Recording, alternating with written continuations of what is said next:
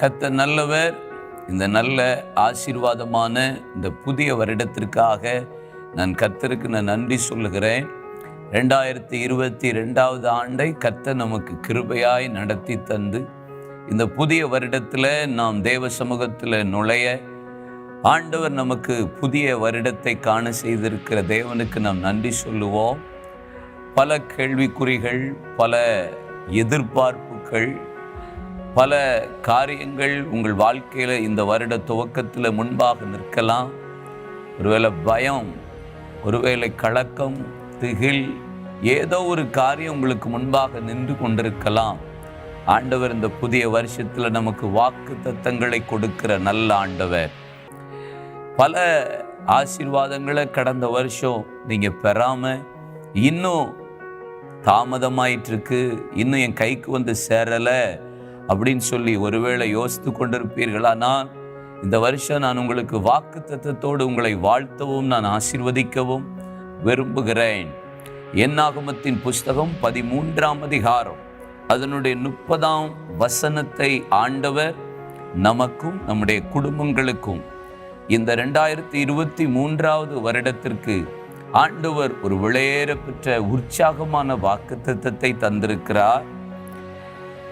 Caleb மோசேக்கு முன்பாக ஜனங்களை அமர்த்தி, நாம் உடனே போய் அதை சுதந்தரித்துக் கொள்ளுவோம், நாம் அதை எளிதாய் ஜெயித்து கொள்ளலாம் என்றான்.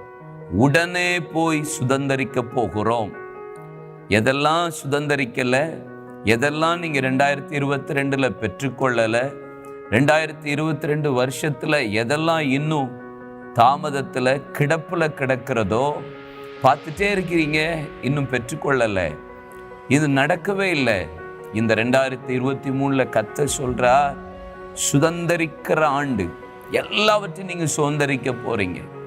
அதுவும் எப்படி தெரியுமா?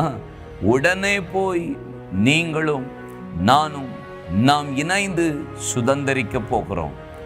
ஆண்டவர் நமக்கு அப்படிதான் கர்த்தர் வாக்குத்தத்தத்தை கொடுத்து நம்மை பலப்படுத்துகிறார், உற்சாகப்படுத்துகிறார்.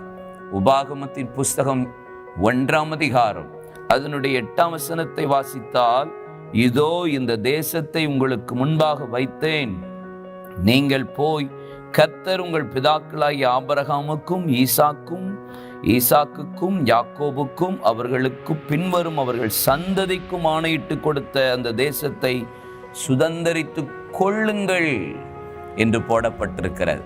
என்னென்ன வாக்குத்தத்தெல்லாம் கர்த்தர் நமக்கு கொடுத்திருக்கிறாரோ, இந்த புது வருஷத்துல நாம் ஒரு பெரிய சுதந்தரித்து கொள்ள போகிறோம். இஸ்ரவேல் ஜனங்கள் வனாந்திரத்தில் தேவன் நடத்தி வந்தார்.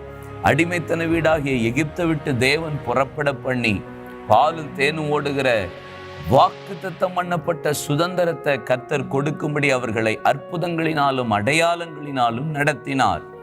ஆனால் இஸ்ரவேல் ஜனங்கள் வனாந்தரத்தில் வந்தபோது பல காரியங்களில் அவர்கள் சோர்ந்து போய் முறுமுறுத்து அவிசுவாசப்பட்டு விக்கிரகாராதனை கொண்டு தேவனை பரீட்சித்தை பார்த்து கோபப்படுத்தி வனாந்தரத்தில் அழிக்கப்பட்டார்கள். ஆனால் காலேப் இப்படி ஒரு வார்த்தை சொல்றார், ஐயோ நம் பக்கத்தில் வந்துட்டோம், கர்த்தருடைய சுதந்திரத்தை வாக்குத்தத்தத்தை பெற்றுக்கொள்ளுகிற வருஷம் வந்துருச்சு. இந்த வருஷம் அப்படிதான் வந்துட்டோம், நெருங்கிட்டோம், தேசத்தை சுதந்தரிக்க போகிறோம், பட்டணங்களை சுதந்தரிக்க போகிறோம். நீ போய் சுதந்தரித்துக்கொள் என்று சொல்லுகிறார். முதல்ல நீங்க போய் சுதந்தரித்துக் கொள்ளுங்கள் சொன்னவ, அதுக்கப்புறம் நீ போய் சுதந்தரித்துக்கொள் என்கிறார். இந்த வருஷம் தனித்தனியா எல்லாரும் சுதந்தரிக்க போகிறோம். வாக்கு தத்தங்களை, உங்களுடைய ஆசீர்வாதங்களை, நன்மைகளை நீங்கள் சுதந்தரிக்க போகிறீர்கள். அது எப்படி? உடனே உடனே உடனே உடனே.